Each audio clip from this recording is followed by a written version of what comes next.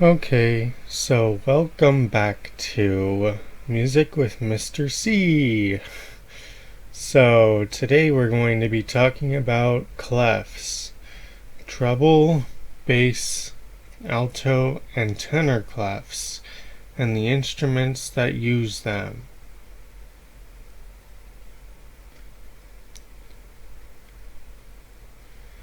Treble clef.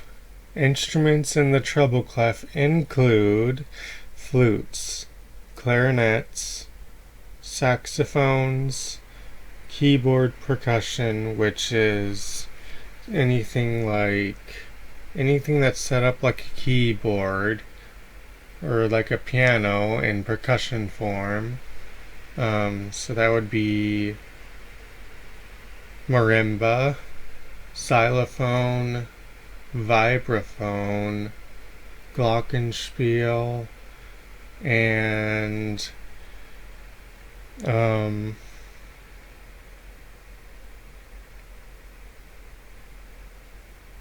yeah, that's all I can think of right now, other than like a regular keyboard. But anyway, moving on. Piano, organ, violin, trumpets, French horns, sometimes viola, and guitar. So I won't really go that much into the instruments themselves, like flutes and clarinets and saxophones right now, or the types of trumpets, or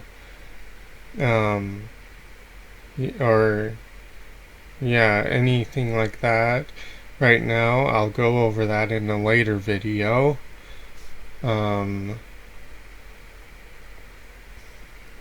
So this is what the treble clef looks like. I have a picture of it.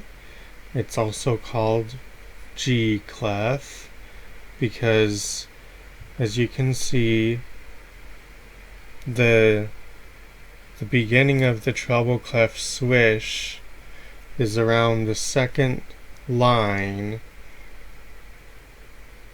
It's centered on the second line of the treble clef staff.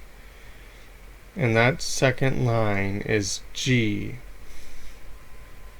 So moving on, bass clef. Bass clef instruments include piano, organ, tubas of all kinds. There are a few tubas that are written in treble clef, but all tubas perform in bass clef. Euphoniums, usually written in bass clef, but they can also be written in treble clef euphoniums. Baritones are usually written in bass clef, I believe, but often they are written in treble clef as well. Tenor trombone, sometimes French horns, like if they are in their lower register instead of writing all those ledger lines, the composer will write them in bass clef. Bass guitar, cello, upright bass or double bass, whatever you call the bass, string bass in an orchestra, bass trombone, and bassoon.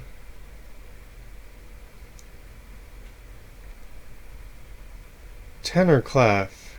This is the interesting clef that,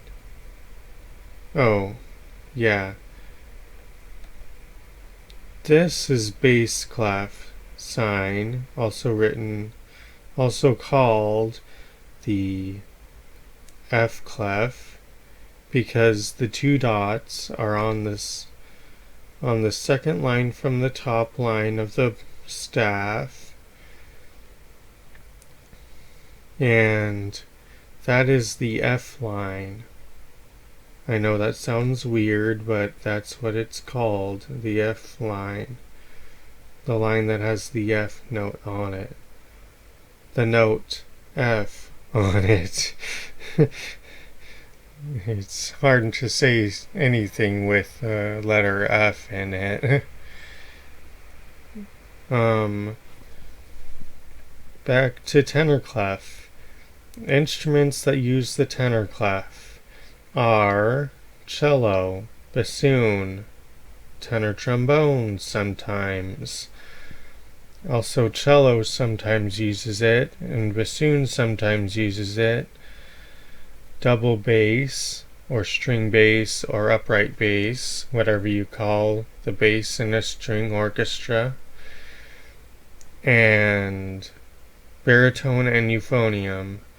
As you can see in the tenor clef, the lines where the two, it looks kind of like a number 3, but where the clef symbol comes together is where middle C is. So that's how you read the tenor clef, which is interesting once you learn how to use it. You can basically read any instrument part as long as it's not transposed, but I'll get into transposition later. Alto clef. Instruments in the alto clef are alto trombone and violas.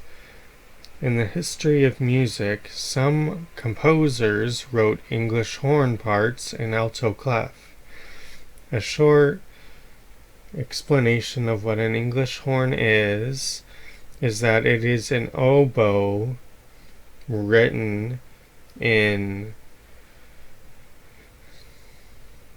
the same key as a French horn, in the key of F. So it's an F instrument. I'll go over transposing instruments later. But I just wanted to say that sometimes English horn parts are written in alto clef.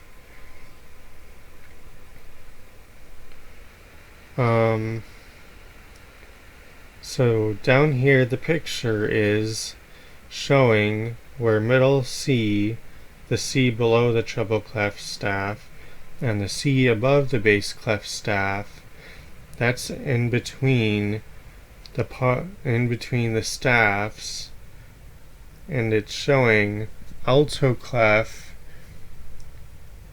is where the C is in the middle of the staff, in the middle of the bar lines, the middle line.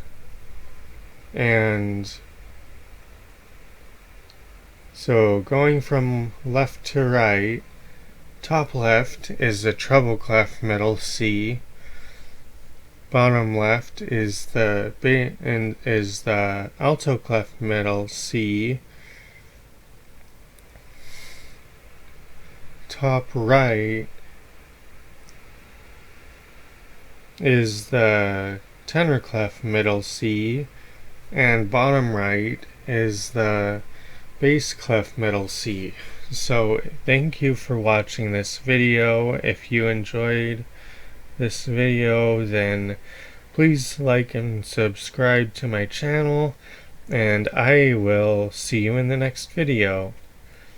Bye!